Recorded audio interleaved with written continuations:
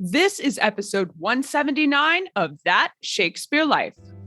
Our show this week is brought to you in part by our members here at That Shakespeare Life. Membership gives you unlimited access to our video streaming library full of award-winning documentaries, animated plays, virtual tours, and more, all about the life of William Shakespeare. Sign up today at cassidycash.com/member and stay tuned after the episode for even more details. Hi, I'm Bob Cromwell. I've done research at the Folger Shakespeare Library in Washington, D.C., and independently have researched the history of flush toilets and the connection to Shakespeare's time. Another great method for studying the life of William Shakespeare includes listening to this. It's That Shakespeare Life with my friend Cassidy Cash.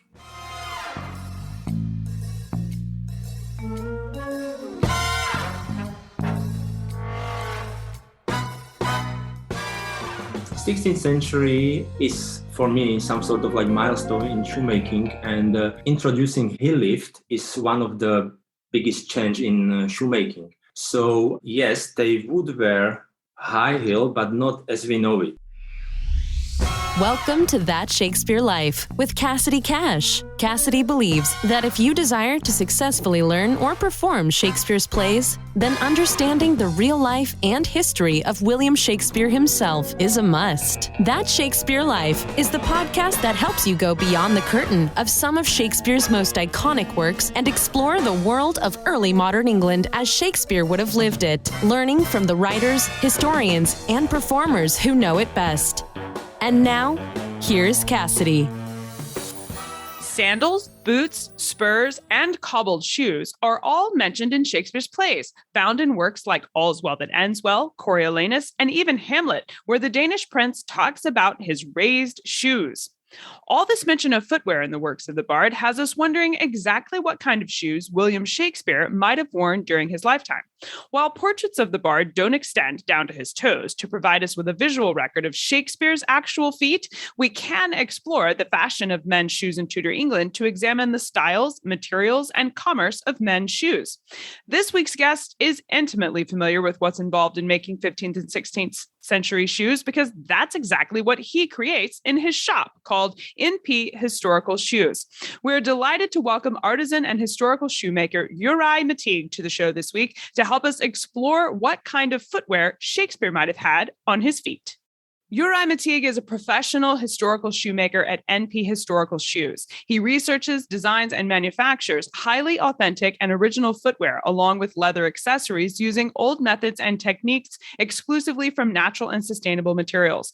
All of his works are either detailed replicas or inspired by existing artifacts, which can be found in archaeological museum collections around the world or are artistically depicted in manuscripts, paintings, and exposed works of art in sacral buildings. Find links to NP Historical Shoes and more of Juraj's work in the show notes for today's episode. Hello, Juraj. Welcome to the show. Hi. Thank you for the invitation. I'm very happy to be here and share my knowledge of historical shoemaking and footwear generally. So excited to have you share it with us. When it comes to archaeological finds and shoes that survived from Shakespeare's lifetime, are 16th century men's shoes distinct from women's shoes in their appearance? Not really. The difference started to be roughly in 17th century, but till then, the footwear were usually unisex. So you have one type of shoe, and it was used for men, for women, for children as well. Of course, there are some small differences, but we are talking roughly about, for example, it's maybe slightly narrower for women. Men, for example, in 16th century, second half of 16th century, had slightly higher heel, but not big difference. In A Winter's Tale, Autolycus mentions a, quote, shoe tie among a long list of his accessories. And in As You Like It, Rosalind talks about the appearance of an unkempt man, including having one's, quote, shoes untied. That comes from Act 3, Scene 2. Juraj, would Tudor shoes have had fasteners like laces, ties, or buttons? Yes, definitely. Lace, ties, buckles, of course. For different period, there were some sort of favorite type of fastening for shoes, for footwear. In Tudor period, for the first half of 16th century, we are talking more about buckles. and slip-on shoes. For later period, for second half of 16th century, it's more tie, lace. In Hamlet, Act 3, the Danish prince talks about roses on his, quote, raised shoes, end quote. And Falstaff mentions, quote, high shoes in Henry IV, Part 1. You're right, both of these references sound like what we might call high heels today, but are these references suggesting men in Tudor England wore high heels? 16th century is, for me, some sort of like milestone in shoemaking, and introducing heel lift is one of the biggest change in shoemaking.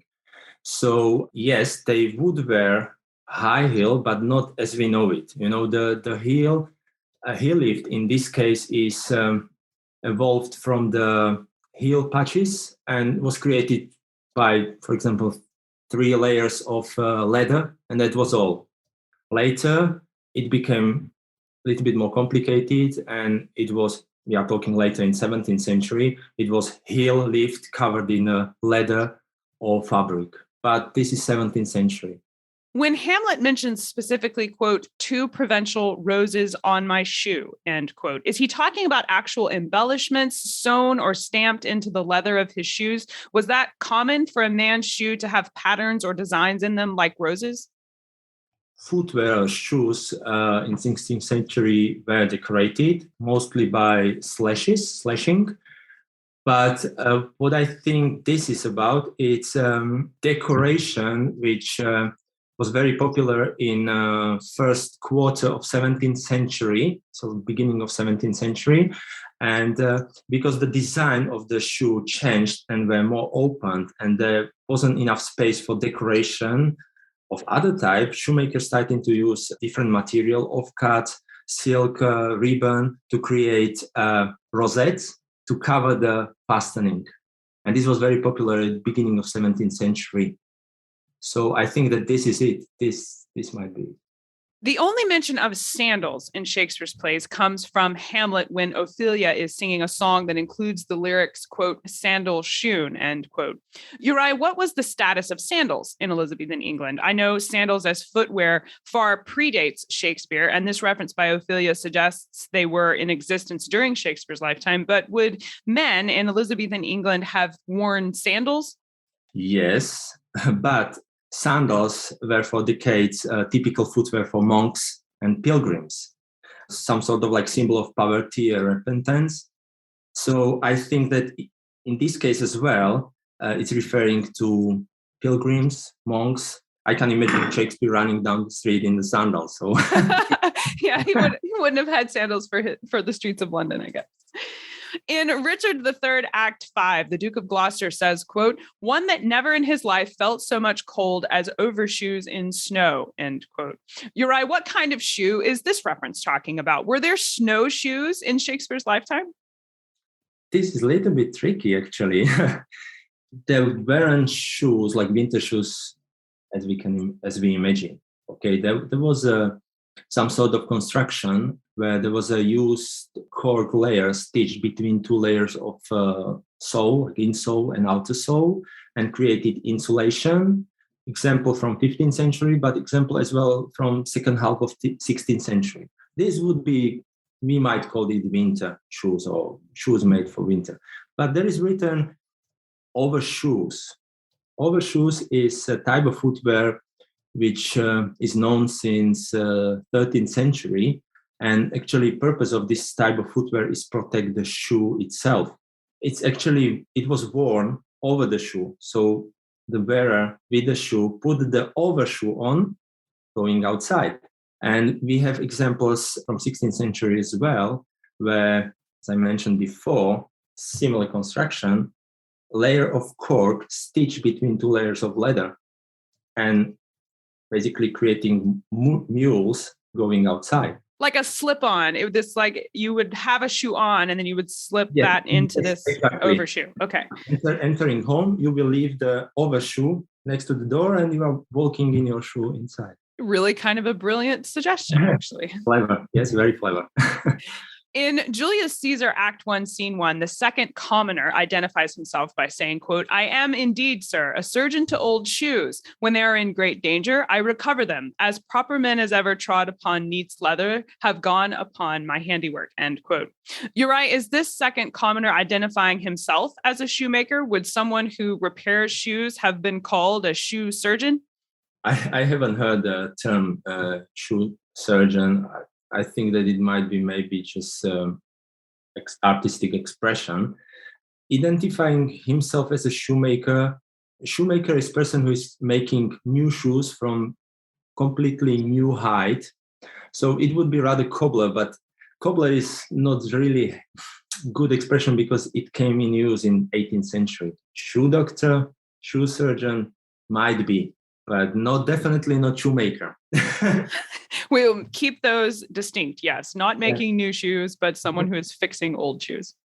In Henry V, Fluellen says that it will, quote, "serve you well to mend your shoe," end quote, which makes it sound like it was an expected activity for a man to have shoes repaired when they had worn out, as opposed to what we do today and just, oh, I have holes in my shoe, I'm going to go buy new ones.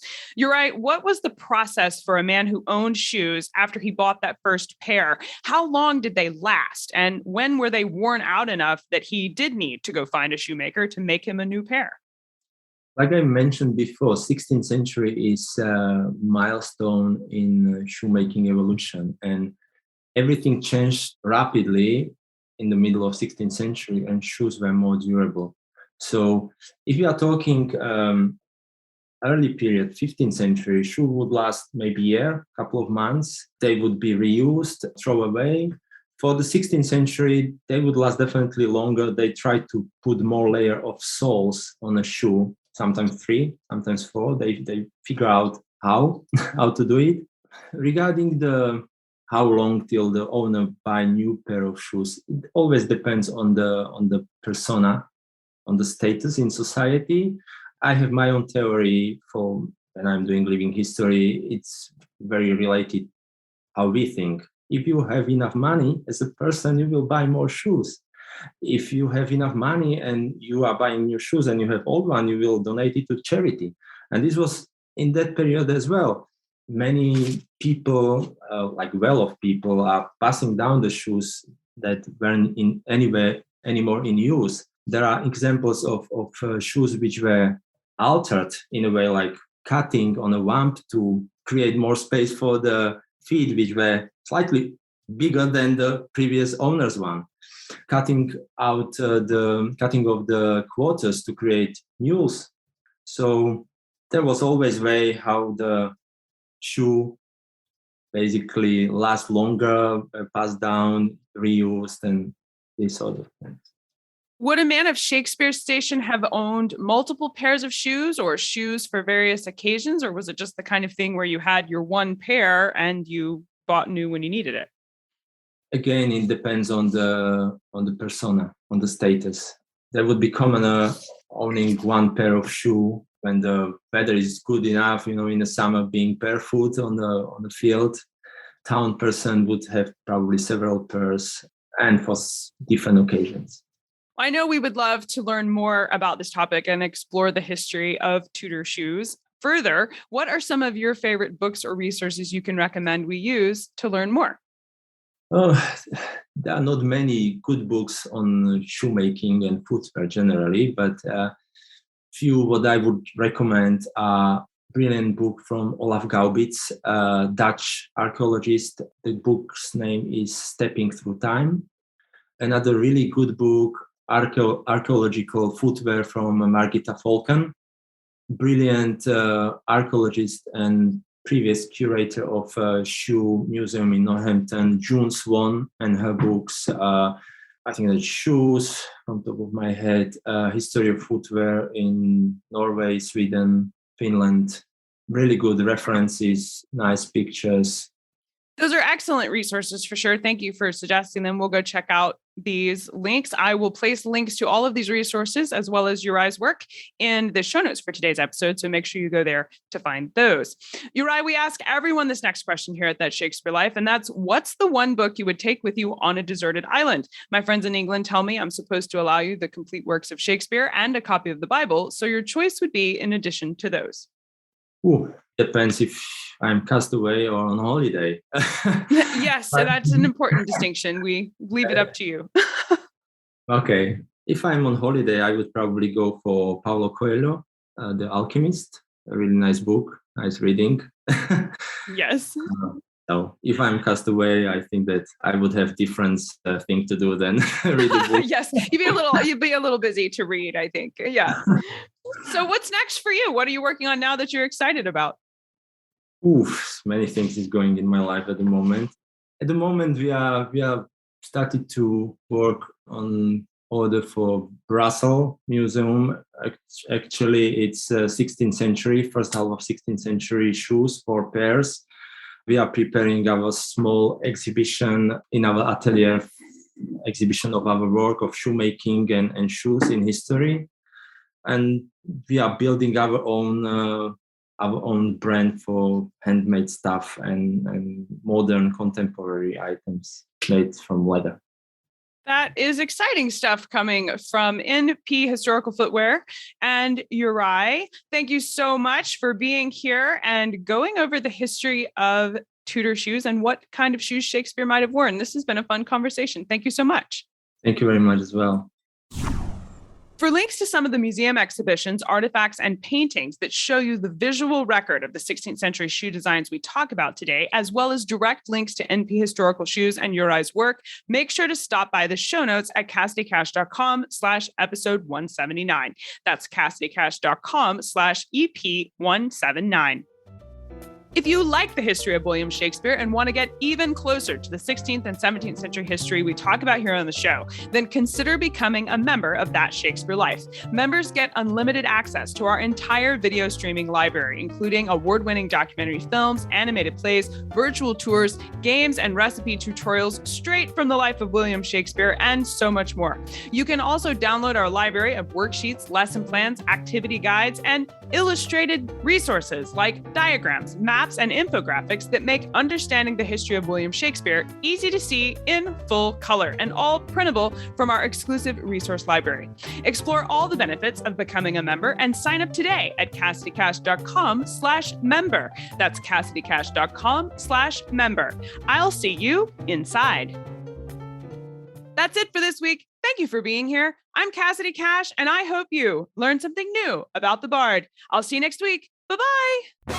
Thank you for listening to That Shakespeare Life. As always, the best conversations happen after the episode over at CassidyCash.com. Become a part of a vibrant Shakespeare conversation by adding your voice over at the website. Until next time, remember, when you want to know William Shakespeare, you have to go behind the curtain and into That Shakespeare Life.